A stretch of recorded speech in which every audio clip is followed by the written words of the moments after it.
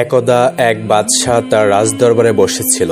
সে তার উজিরকে ডেকে বলল, হে উজির, আমি কোনোদিন ফেরেশতা দেখিনি। আমার ফেরেশতা দেখতে মন চাচ্ছে। আমার সামনে ফেরেশতা এনে হাজির করো। আমি কখনো ফেরেশতা দেখিনি। আমার অনেক ইচ্ছা হচ্ছে ফেরেশতাকে দেখার। শুনেছি তারা দেখতে খুব সুন্দর, সহজ সরল হয়। তাদের মন নাকি পবিত্র।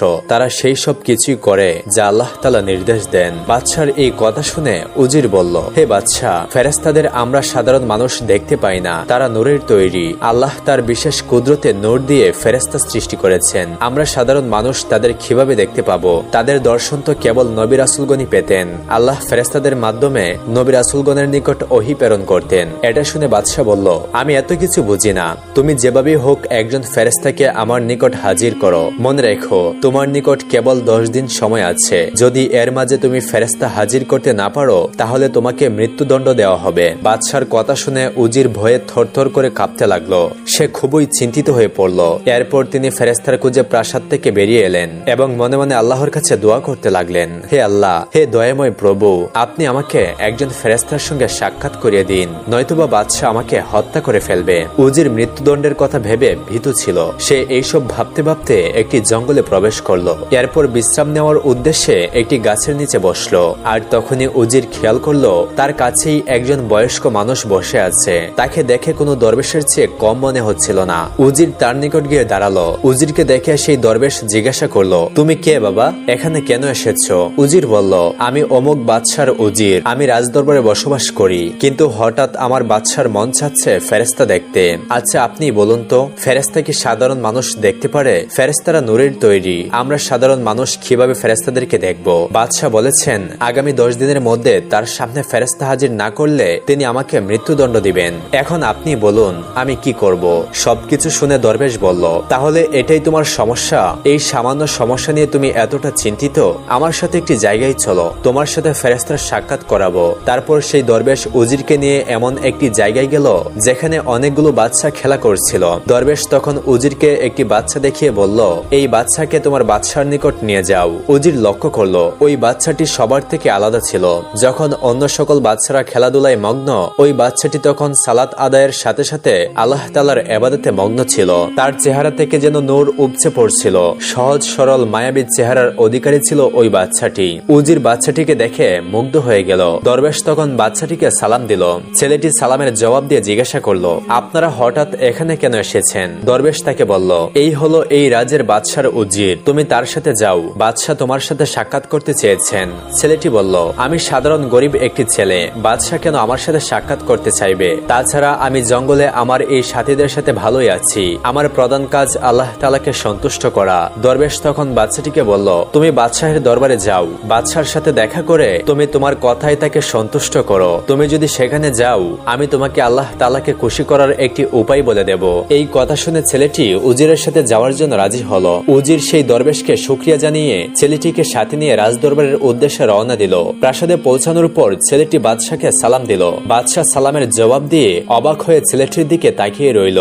এতটাই সুন্দর নুরানি চেহারার অধিকারী ছিল সেই ছেলে। বাদশাহ বিস্মিত হয়ে উজিরকে জিজ্ঞাসা করলো, হে উজির, এই ছেলে কে? উজির বলল, এই সেই ছেলে যার সাক্ষাৎ পাওয়ার জন্য আপনি উতলা হয়ে আছেন। এই ছেলেটি ফেরেশতা সমতুল্য।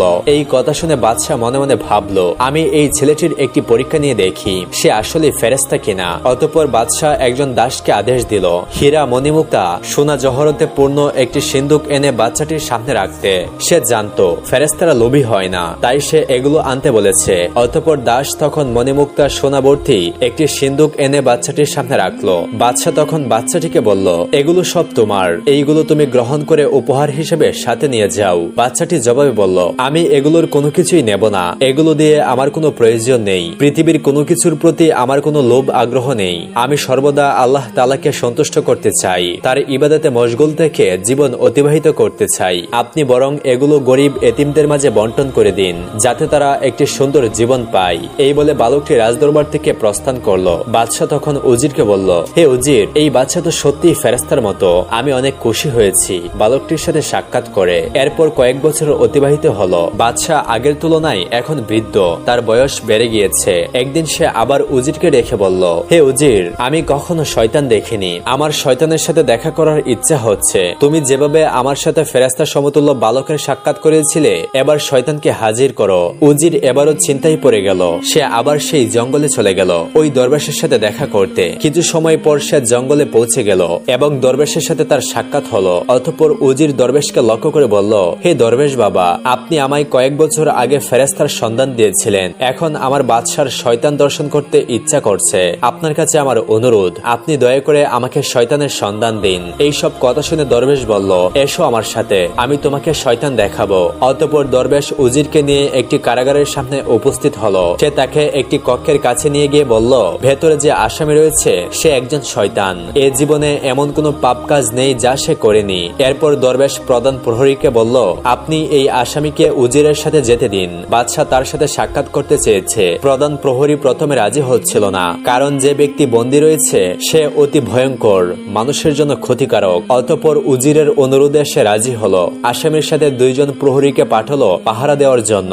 উজির তাদেরকে নিয়ে রাজদরবারে হাজির হলো। বাদশাহ শেকল দিয়ে বাঁধা আসামিকে দেখে জিজ্ঞাসা করলো, কে এই ভয়ঙ্কর ব্যক্তি? উজির বলল, যাব না, এই সেই ব্যক্তি যার সাথে আপনি সাক্ষাৎ করতে চেয়েছিলেন। এই ব্যক্তি এমন কোনো খারাপ কাজ নেই যা সে করেনি। সে মদ পান, মানুষ হত্যা সহ লুটপাট করেছে। সে মানুষের জীবনকে নরক বানিয়ে দিত, মানুষের উপর অন্যায় জুলুম করত, মেয়েদেরকে অসম্মান করত, আরো অনেক খারাপ কাজের সাথে যুক্ত ছিল এই শয়তান। তখন বাদশাহ লোকটিকে দেখি বুঝে গিয়েছিলেন এই ব্যক্তি অত্যন্ত খারাপ চরিত্রের অধিকারী। অতঃপর বাদশাহ তাকে জিজ্ঞাসা করলো, হে ব্যক্তি, তুমি কিভাবে এত খারাপ কাজের সঙ্গে যুক্ত হলে? আসামি বলল, হে বাদশাহ, আমি ইতিপূর্বে এমন ছিলাম না। আমি আল্লাহ ভীরু মানুষ ছিলাম। আমি সর্বদা আল্লাহর ইবাদতে মগ্ন থাকতাম। ছোটবেলায় মানুষ আমাকে ফেরেশতা বলে সম্বোধন করত, কিন্তু আমি যত বড় হতে লাগলাম খারাপ সঙ্গের কারণে আমি ইবাদত থেকে দূরে যেতে লাগলাম। খারাপ মানুষের সাথে থেকে খারাপ কাজে যুক্ত হয়ে গেলাম। এখন আমি পুরোপুরি শয়তানে পরিণত হয়েছি।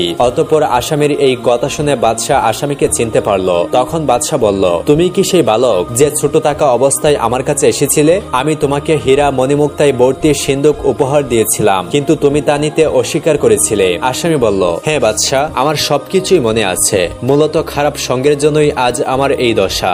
মানুষ যখন ভালো ব্যক্তিত্বের বন্ধুদের অনুসরণ করে তখন সে নেককার ইমানদার বান্দাতে পরিণত হয়, কিন্তু যখন সে খারাপ সঙ্গের পাল্লায় পড়ে তখন সে খারাপ কাজ করে শয়তানে পরিণত হয়। বলা হয়ে থাকে, খারাপ সঙ্গ বিষাক্ত সাপের চেয়েও ভয়ানক। বিষধর সাপ কামড় দিলে তো কেবল মানুষের জীবন চলে যাওয়ার সম্ভাবনা থাকে, কিন্তু খারাপ সঙ্গ মানুষের জীবন ও আখিরাত দুটোই ধ্বংস করে দেয়।